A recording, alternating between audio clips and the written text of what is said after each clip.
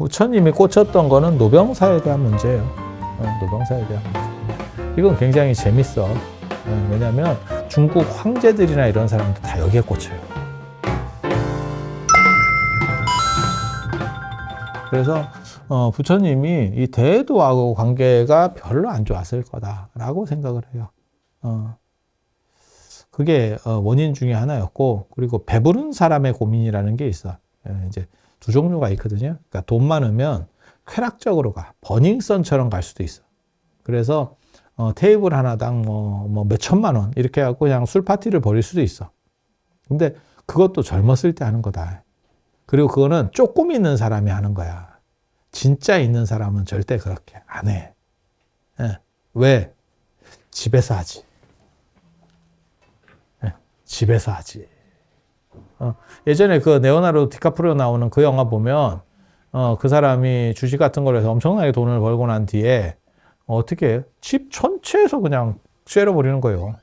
대저택에서 파티를 여는 거야. 몇십억을 그냥 순식간에 써버리는 거야. 그렇게 하는 거지. 뭐 버닝썬 같은 데 가서 뭐 자리 하나에 그 테이블당 1,000만 원이에요. 그러면 우리 같은 사람이 무슨 생각을 해? 부럽지. 하지만 그거는 쩌리들의 부러움일 뿐이지 진짜 있는 사람이 보면 웃기지도 않는 거예요. 저거 뭐 어디 추접스러운 데 가서 어디 포장마차 가서 개망신을 당해. 야, 전에도 얘기했잖아. 그 한진의 그 조연아 비행기 이렇게 백한 사건. 그게 전용기 타고 갔으면 아무 문제도 없다니까. 그러니까 어디 그 버스 타고 다니면서 저런 추접스러운 일을 벌린데 있는 사람 입장에서는 그게 가능하다니까. 그래서 버닝썬도 마찬가지예요. 진짜 있는 사람이 거기서 놀 것 같아? 안 놀아. 그냥 내 집에서 하면 되지. 한 뭐 몇십억 쓰면 되잖아. 하루에. 그렇게 하는 거예요.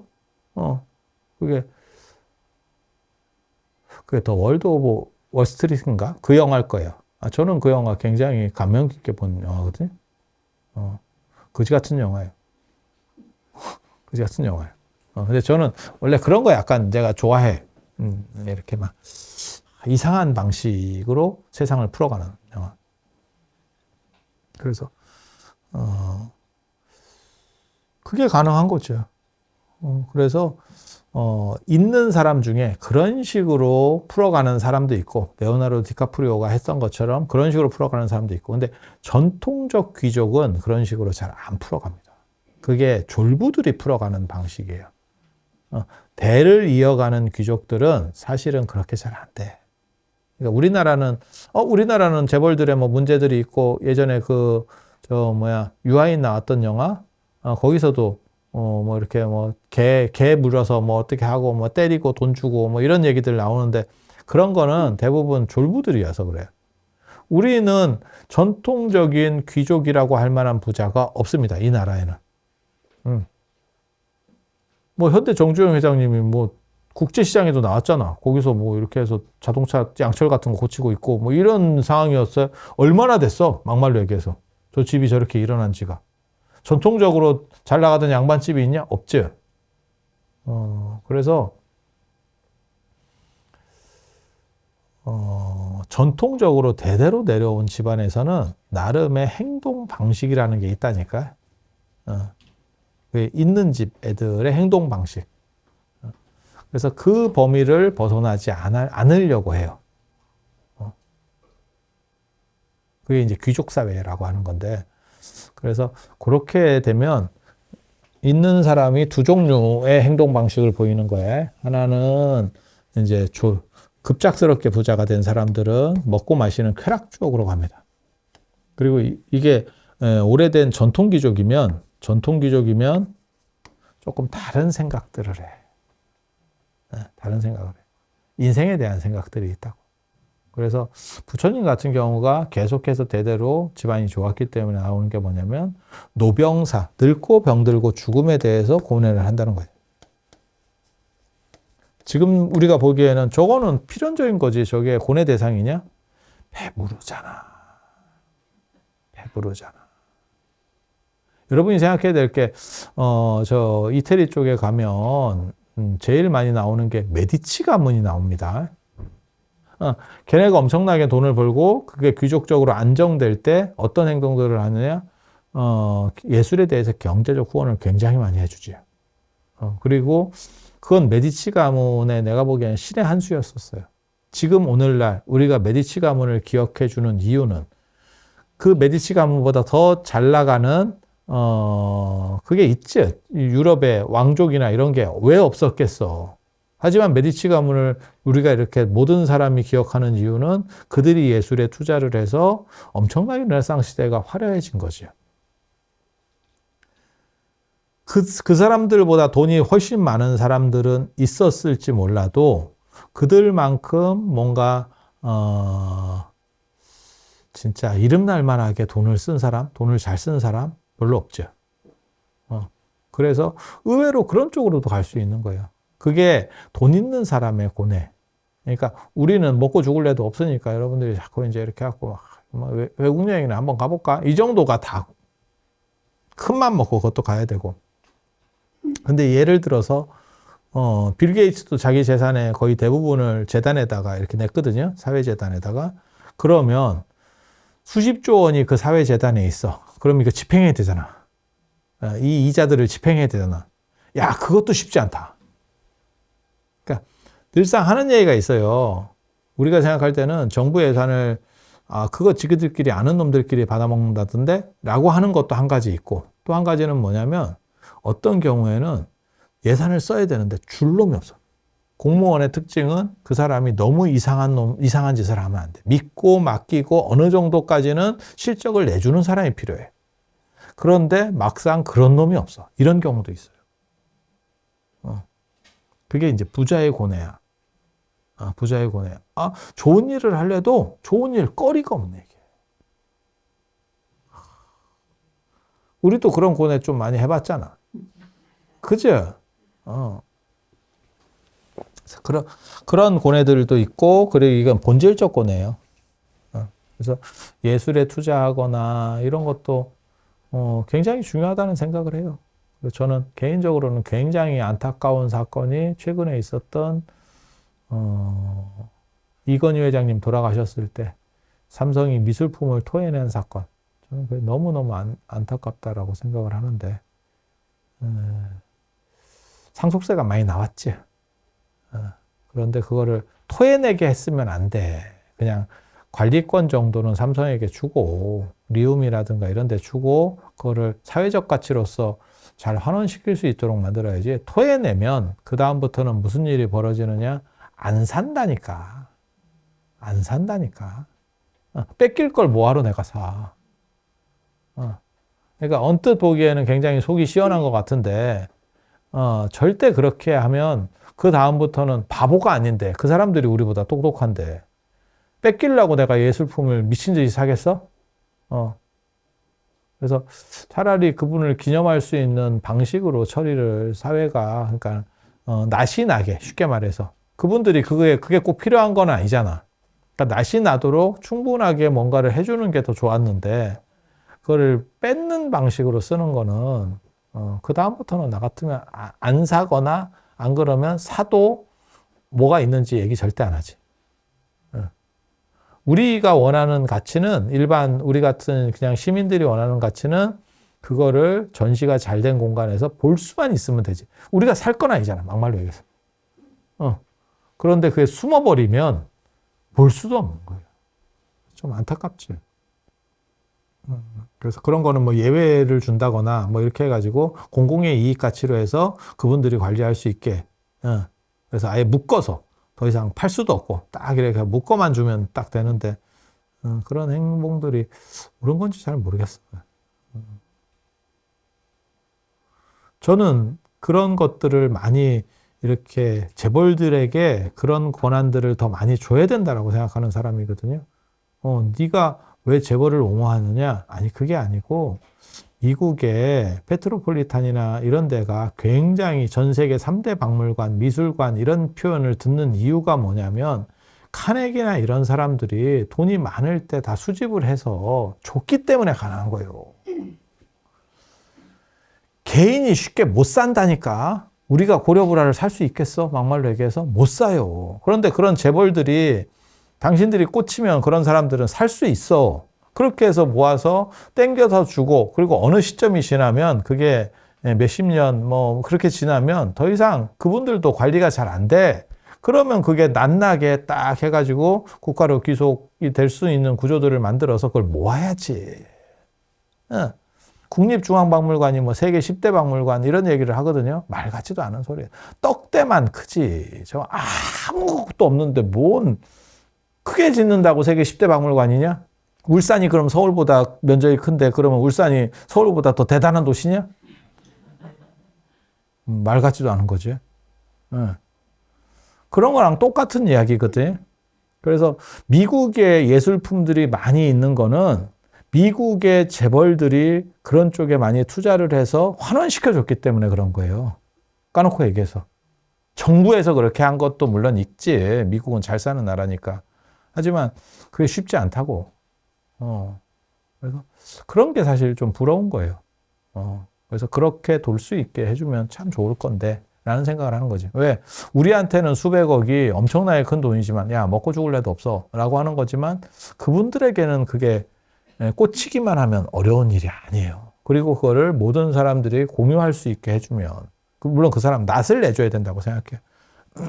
그래서 제가 절에서도 맨날 그 무주상보시 그런 거 아니라고 얘기하잖아. 나 요번에 금강경 저 법보시 받았는데 월정사에서 나는 겉에다가 이름 써준다. 겉에다 이름 쓴다. 그랬더니 저게 뭔가 사람들이 그렇게 얘기하는 사람들이 있더라고. 아니야. 정당한 거는 잘 드러나게. 그러니까 이건희 회장님이 뭐 이렇게 컬렉션을 모아가지고 그게 딱 하면 그분 이름이 잘 드러나게. 예. 우리는 보기만 하면 되는 거야. 그분 덕택에 외국 안 나가서도 볼 수 있는 것만 해도 감사하다고 생각하는 거야.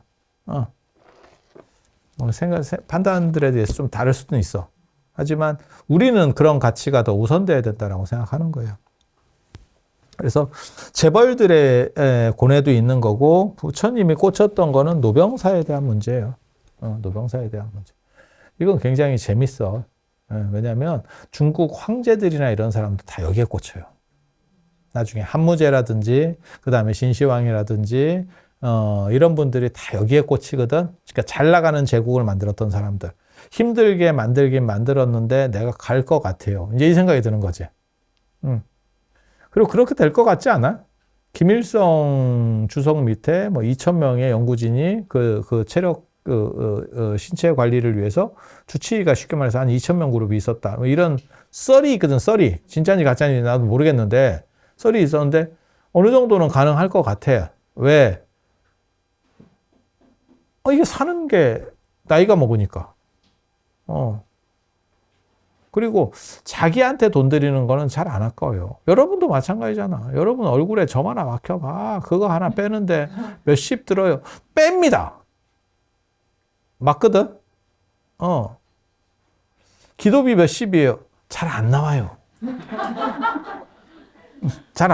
그게 인생이라는 게 다 그런 거야. 그러니까 그게 잘못됐다라고 얘기하는 게 아니에요. 그건 당연하다라고 얘기하는 거예요. 그런데, 황제나 그렇게 대단한 사람들이 내가 좀 더 젊게 살고, 내가 좀 더 오래 살고, 이런 데 돈을 투자하는 게, 그건 뭐, 그냥, 이거는 되냐 안 되냐가 아니고 무조건 지출 금액이지. 된다라고만 가정하면.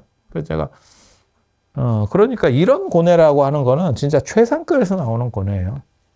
그리고 여러분도 많지는 않지만 이 고뇌를 하는 겁니다. 그래서 여러분들 생활 지출에서 봐봐. 늙음에 대해서 병들음에 대해서 돈 생각보다 많이 투자한다. 그래서 얼굴에 저거 하면 뭐 주름이 없어져요. 그러면 또 이렇게 해서 또 한 발라보고 달팽이도 바르고 태반도 바르고 뭐 오만때만 걸 다 발라보잖아. 아니 그렇지 않아? 아니 그냥 현실적. 그 다음에 병원에 가서 뭐 한다는 거면 거기 또 치료도 받아보고 뭐 이렇게 하잖아. 그래서 병원 갈 때는 내가 그 얘기 하잖아. 이런 거 바른 거 할 때는 좀 불리한데 병원 갈 때는 유리한 사람, 얼굴 큰 사람. 횟수로 정하잖아. 횟수로. 횟수로. 얼굴 크면 유리해. 좋겠어. 좋겠어. 근데 바르는 거는 좀 불리하겠지. 아무래도 많으면. 그래서 이 늙음에 대한 거, 그 다음에 병 안 걸리려고 오만 이상한 거 많이 먹잖아요. 저게 몸에 좋다더라. 그래서 뭐 뼈에 좋은 것도 있고 관절에 좋은 것도 있고 그 다음에 눈에 좋은 것도 있고 뭐 머리에 아니 다 있잖아요. 다 있어. 그래서 그런 것들 개인적으로는 누가 좀 나도 그런 생각을 하는데 누가 좀 세트 좀 맞춰주면 좋겠어. 그냥 좋다 하면 하나씩 늘리니까 이게 맞는 건지 누구는 그러더라고요. 그런 거 먹는 것만 끊는 게 오히려 먹는 것보다 더 체력이 좋아지더라. 그 얘기도 있어요. 왜? 중탕을 해서 막 섞어서 먹잖아. 우리가 비빔밥처럼 막 섞어서 좋다 하면 하나 추가, 플러스 하나 추가 이렇게 해서 막 먹잖아. 그러면 지그들끼리 상충하거든. 이거는 당연히 있을 수밖에 없는 거. 그래서 제가 전에도 그런 얘기 했잖아. 나는 내가 그런 걸 한 번도 내 돈 주고 사 먹어 본 적이 없어요. 근데 사람들이 하나씩 갖다 줘. 자기 먹던 거를 하나씩 갖다 줘. 아니, 먹던 거는 아니고 자기 먹고 좋은 거를 갖다 주는 거야. 하나를 더 사서. 그렇게 해서 주는데 문제는 이걸 그때그때마다 꾸준히나 갖고 오든가. 매번 다른 거를 이렇게 막 섞어서 먹으니까 이게 내가 이러다가 이거 먹다가 가는 게 아닌가. 그리고 나중에 또 물어봐요. 내가 그때 준 거 잘 먹고 있냐고. 그리고 저 같은 경우는 또 사는 데가 많으니까 제가 여러 군데 살잖아요. 이게 제가 자는 데만 3군데잖아요. 그러니까 어떻게 되냐면 거기다가 다 나눠서 놓거든요. 그러니까 여기에 세네 종류, 여기에 세네 종류, 여기에 이게 같은 종류냐? 아니야, 달라. 왜? 이거는 이쪽에서 받은 거고 이거는 이쪽에서 받은 거거든. 물건이 주는 사람이 다르니까. 그래갖고 나한테 또 뭐라 그러냐면 그럼 차라리 2통을 주든지. 스님은 여러 군데 다니니까 그거를 덜어서 잘 챙겨 먹으래. 그렇게 덜어서 챙겨 먹을 거면 내가 남자냐? 그렇게 챙겨 먹는 건 네 아들도 안 해. 모든 남자는 그렇게 하지 않아. 근데 왜 그걸 내가 할 거라고 생각해? 그리고 먹다 보면 또 이게 또 먹다 보면 또 그렇게, 왜냐면 그게 몇 끼 먹는 것도 아니고 우린 또 밥을 잘 안 먹는데 밥 먹으면 하루에 한 번 먹을 때도 있고 많으면 2번 먹고 그러니까 3번 먹어야 되는. 그러니까 게다가 여러 군데 놓고 먹으니까 약이 빨리 안 줄어요. 약이 빨리 안 줄어. 그러니까 날짜가 또 지나. 그럼 날짜가 지나면 우리가 또 그걸 버리느냐? 안 버려. 날짜가 지나도 또 우리 또 세대가 그렇잖아요. 요즘 젊은 세대는 날짜 지나면 버리는데 날짜 지나면 2배로 먹어. 빨리 먹고 쳐야 된다고 생각을 하니까 야, 날짜 지났다. 2배로 먹어야겠다. 내가 이러다가 갑자기 든 생각, 이러다가 가는 거 아닌가? 이게 뭔 작용을 일으키는지도 모르겠고 무슨 약인지도 모르겠고 준 사람이 좋대. 이거 그렇다고 물론 뭐라는 걸 알아도 우리 같은 사람이 지식이 없으니까 섞어서 뭐가 이게 되냐도 모르거든 사실. 그래서 저만 그런 건 아닐 거라고 생각을 해요. 여러분들도 여러분 주변에서 야 이게 좋단다 그러면 플러스 추가를 하는 거야. 그게 뭘 의미하는 거냐면 이거에 대한 부정이죠. 맞잖아. 이걸 늦추려고 하는, 안 온다라고 생각하는 사람은 아무도 없을 거고 늦추려고 하는 거지.